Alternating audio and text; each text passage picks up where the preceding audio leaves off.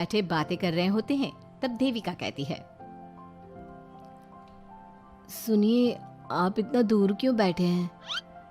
नहीं, कुछ नहीं, बस थोड़ा सा थक गया हूँ। अगर आप कहें तो मैं आपका सर दबा दूँ? नहीं नहीं, रहने दो, आप भी तो थक गई होंगी। देविका आगे बढ़ते हुए कहती है, थक तो गई हूँ, पर आपकी सेवा करना पहला धर्म है मेरा।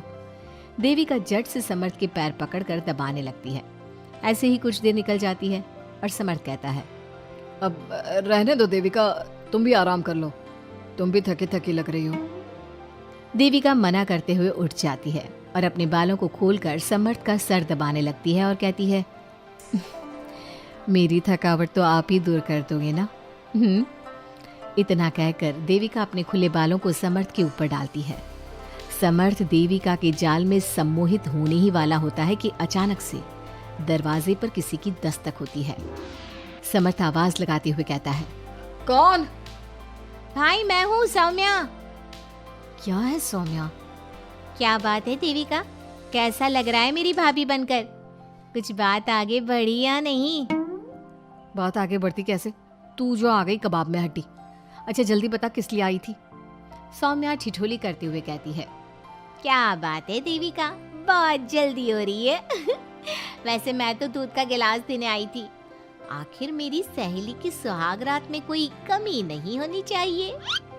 देविका दूध का ग्लास लेते हुए जल्दी से दरवाजा बंद कर लेती है और पीछे मुड़कर देखती है तो समर्थ तो सो चुका था। देविका समर्थ को उठाते हुए कहती है, सुनिए समर्थ जी, उठ जाइए ना, सौम्या दूध देने आई थी, इसे पी लीजिए, फिर आप सो जाना।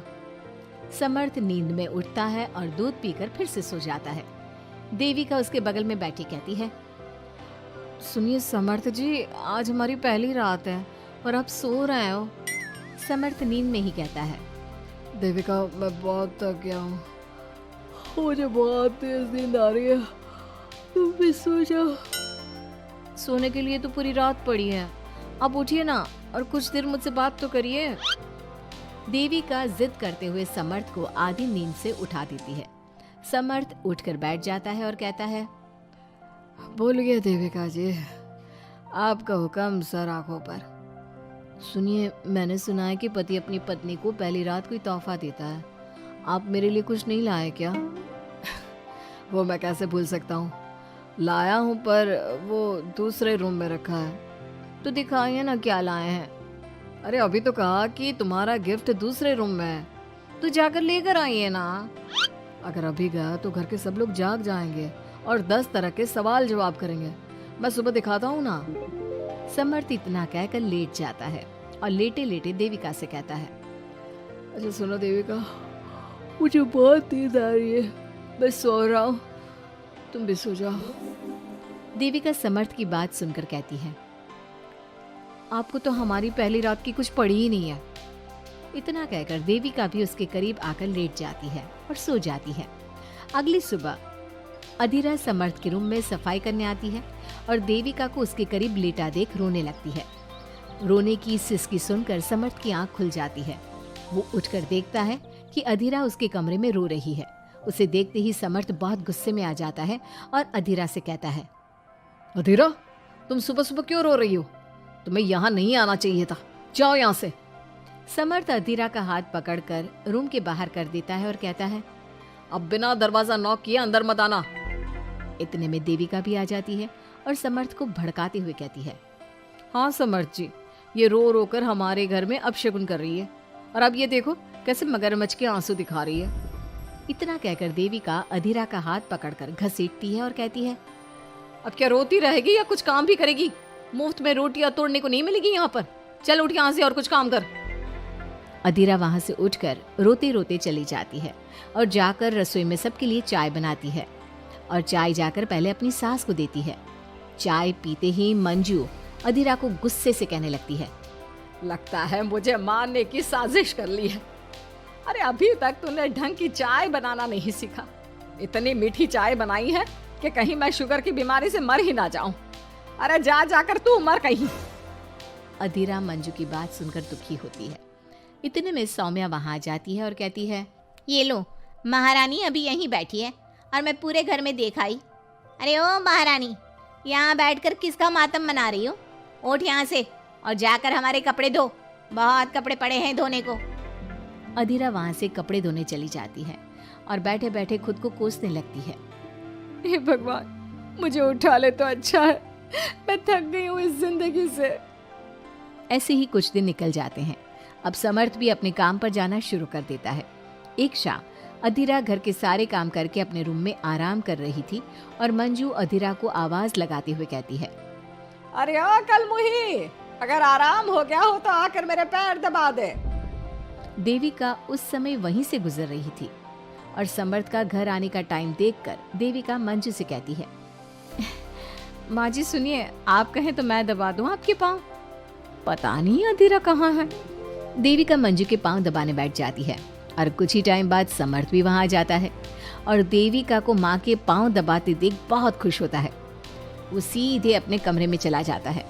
समर्थ को देख मंजू देविका से कहती है, अच्छा सुन, जाकर खाना लगा दे, और समर्थ थक कर आया है ऑफिस से, जाकर उसे पानी को पूछ ले। देविका उठकर समर्थ के लिए खाना लगा देती है और रात में समर्थ और देविका सोने की तैयारी करते हैं। समर्थ कहता है, अच्छा देविका सुनो ना, मेरे पास आकर बैठो जरा। अरे पापा, मैं बहुत थक गई हूँ, मुझे नींद आ रही है। अरे आओ तो सही, आज तो मैं माँ के पाँव दबाते देखकर बहुत अच्छा लगा। अच्छा क्यों नहीं लगेगा भला?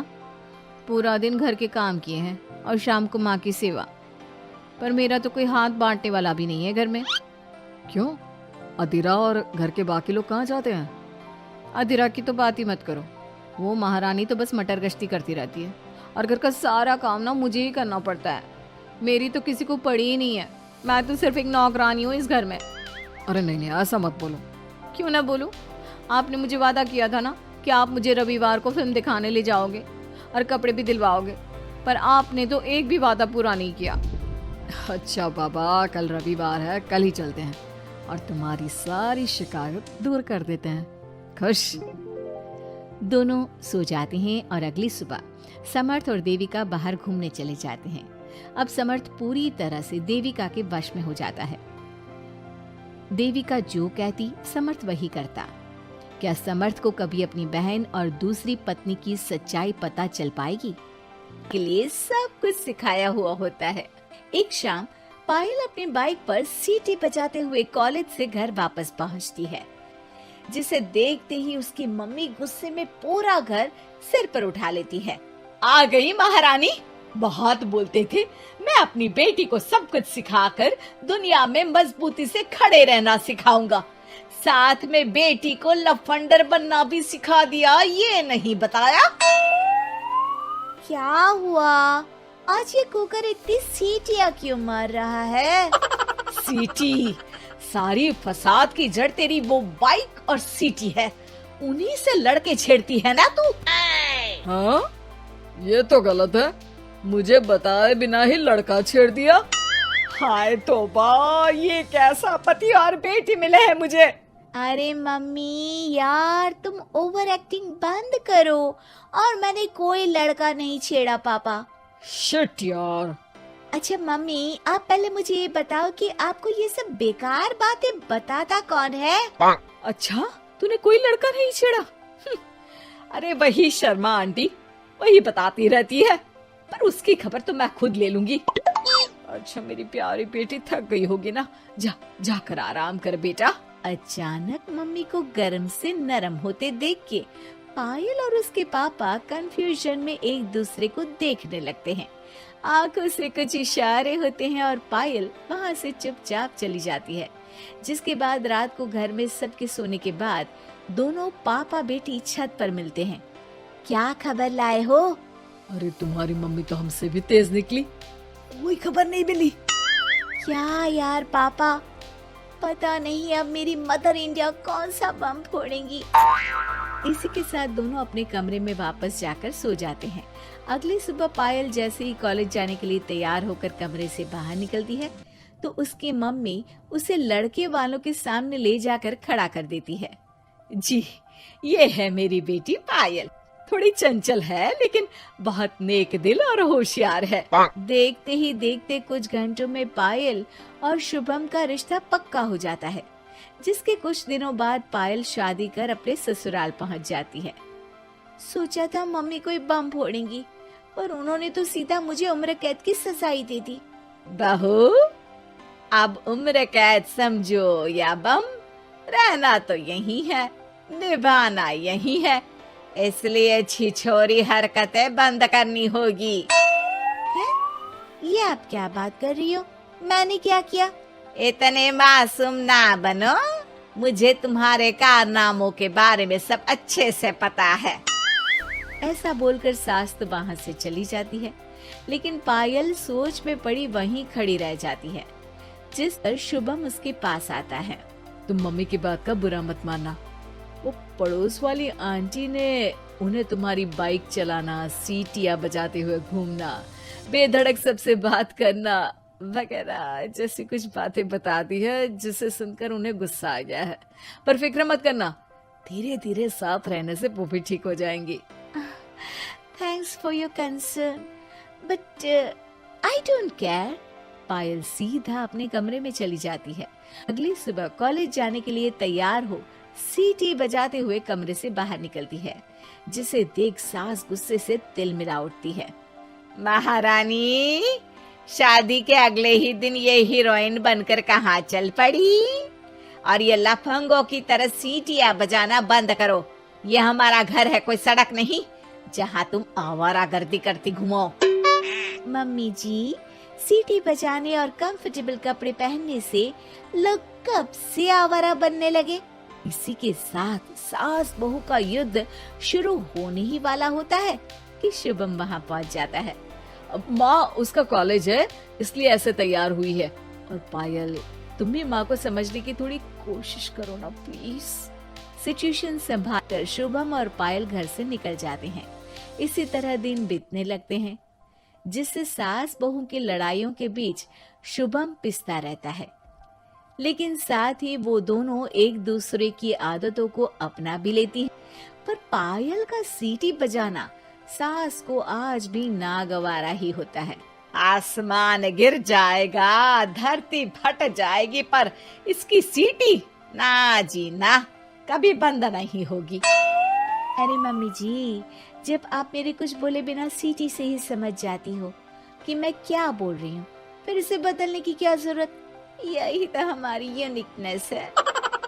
पायल की बात से ज्यादा सहमत ना होते हुए भी सास हंस पड़ती है। उसी शाम पूरा परिवार घूमने जाने का प्लान बनाकर घर से निकल जाता है, और उनके जाते ही घर में चोर घुस आते हैं, और तभी वो सब भी दोबारा घर के अंदर आते हैं बाहर से। क्या यार पायल, एक शाम भी फोन के बिना नहीं रह सकती थी क्या? घर में ही तो फोन है, कहाँ चला जाता?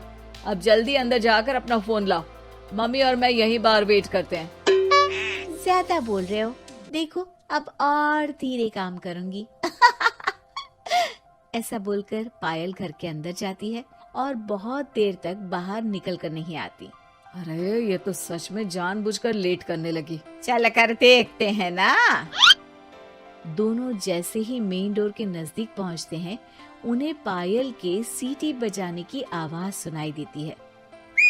हमें लेट करके खुद मजे से बैठी सीटियां बजा रही है। अरे गधे, ये मजा नहीं सजा है, जल्दी से पुलिस को फोन कर। माँ की बातों से कंफ्यूज्ड शुभम उसे देखता ही रहता है। सास खुद ही पुलिस को फोन कर देती है। कुछ देर बाद वो दोनों पुलिस के साथ घर के अंदर जाते हैं तो पायल एक कुर्सी पर बंधी होती है और सास को देखते ही दोबारा सीटी बजाने लगती है। सीटियों की दुकान फिर से शुरू हो गई तू? और क्या इन सबको कह रही है कि चोरा है चोरा है?